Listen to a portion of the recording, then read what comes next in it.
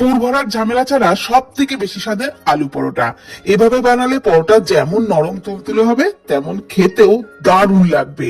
দুটো সিদ্ধ আলু গ্রেট করে নিলাম, ওর মধ্যে দিয়ে দিলাম 1 বাটি আটা, দিয়ে দিলাম বড় 1 চামচ বেসন, আদা কাঁচা লঙ্কা বাটা, ধনেপাতা কুচি, লেবুর রস, দিয়ে দিচ্ছি পরিমাণ মতো লবণ, একটু চিলি ফ্লেক্স, দিয়ে দিচ্ছি ভাজা মশলা, আর দিয়ে দিচ্ছি একটু চাট মশলা, গোলমরিচ গুঁড়ো। এইবারে সমস্ত কিছু আলুর সাথে খুব ভালো করে আগে মেখে নিলাম।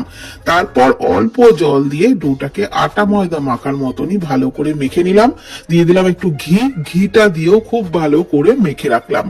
10 মিনিটের জন্য ঢেকে রেখেছিলাম। তারপর ওর থেকে লেচি কেটে একটু শুকনো আটা দিয়ে প্রথমে গোল পরোটা বেলে, তারপর 3টে ভাঁজ দিয়ে তিকোন মাপের পরোটা বেলে নিলাম। আমি তিকোন মাপের পরোটা বেললাম, আপনারা গোল পরোটাও বেলে নিতে পারেন। এই পরোটা যেভাবেই বেলুন না কেন খুবই কিন্তু নরম তুলতুলে হয়। আর তারপর ফ্রাইং প্যানে প্রথমে তেল ছাড়া দুপিট ভেজে নিলাম, তারপর অল্প অল্প তেল দিয়ে পরোটা বেশ লালচে করে ভেজে নিলাম। আপনারা তেলের জায়গায় কিন্তু ঘি দিয়েও একই রকম ভাবে ভেজে নিতে পারেন, তাহলে টেস্টটা আরো বেশি ভালো লাগবে। আর এর সাথে যদি থাকে একটু আচার বা রায়তা, খেতে একদম দারুণ লাগবে।